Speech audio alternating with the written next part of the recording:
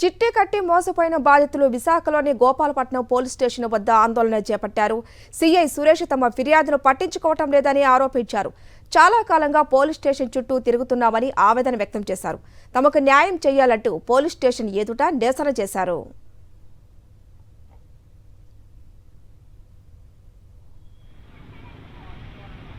Gopalapatnam police station వద్ద చిట్టి బాధితుల ఆందోళనపై మరింత సమాచారం మా ప్రతినిధి నరేష్ అందిస్తారు.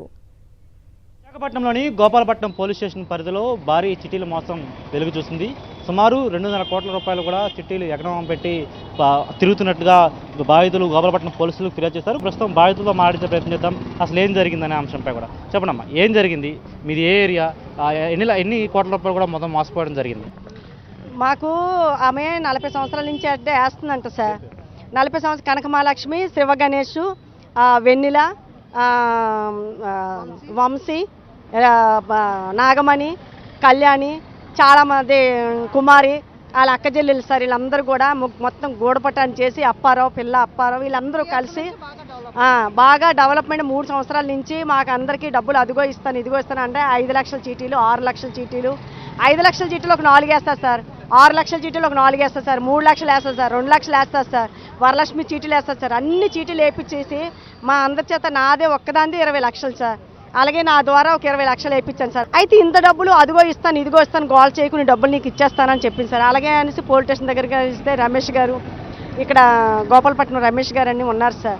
అక్కడికి వెళ్ళి అతని ద్వారా కూడా మేము అడిగితే వాళ్ళు ఏమన్నారంటే 3 నెలలు టైం ఇమ్మన్నారు సార్. 3 నెలలు టైం ఇచ్చిన తర్వాత మళ్ళీ సీఏ గారి దగ్గరికి వచ్చాం సార్. సీఏ గారు అన్నారు ఇంకో 3 నెలలు. అలాగే 3 సీఏ గారు మారారు సార్. ఇప్పుడు 4వ సీఏ సార్. మా డబ్బులు మాకు ఇప్పించండి సార్. తిని తనక రూపాయి దగ్గర వేసి చీటీలు కట్టాను సార్. నాకు 4 ఆడపిల్లలు సార్.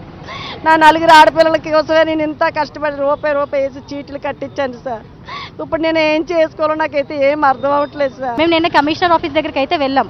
కమిషనర్ ఆఫీస్ ఏమన్నారంటే మీకు 1 మంత్లో జరుగుతుందమ్మా, రేపైతే మీకు రిమైండ్లో తీసుకుంటామని చెప్తున్నారు. అదే ఈరోజు వాళ్ళకి ఏమని చెప్పారు, మీకు వాళ్ళకి ఎక్కడెక్కడ ఆస్తులు ఉన్నాయో మీకు తెలుస్తుంది కదా, వాళ్ళకి రాసి ఇచ్చేయండి చాలు అని అంటే వీళ్ళ దగ్గరికి వచ్చి ఇలా రాసి ఇవ్వండి అంటే మాకు అరెస్ట్ చేయడానికి 1 వారం రోజులు పడుతుందని చెప్తున్నారు. అండ్ ఎస్ఐ గారు ఏమంటున్నారంటే అమ్మ మాకు ఈరోజు ఒక కేసు ఉందమ్మా అంటే పోలీస్ స్టేషన్ మొత్తానికి ఒక కేసే ఉంటుందా సార్? ఒకసారి చెప్పండి. స్టేషన్లో కంప్లైంట్ ఇచ్చిన వీళ్ళు కూడా న్యాయం జరగలేదు. కమిషనర్ ఆఫీస్కి వెళ్ళాము, అక్కడ అతను అన్నారు మొన్న వెళ్ళాక మీకు న్యాయం జరుగుతుంది మేము చేస్తాము అలాగని, అయితే టైం పడుతుంది అనేసి అన్నారు. వెంటనే అరెస్ట్ చేస్తాము రేపటికల్లా అనేసి అన్నారు. ఇక్కడికి వచ్చాక వీళ్ళు 2 రోజులు 3 రోజులు టైం అడుగుతారు సార్.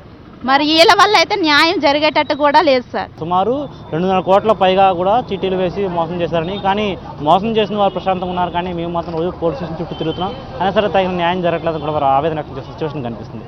వీడియో రమేష్ రెడ్డితో నరేష్, సాక్షి టీవీ, విశాఖపట్నం నుంచి.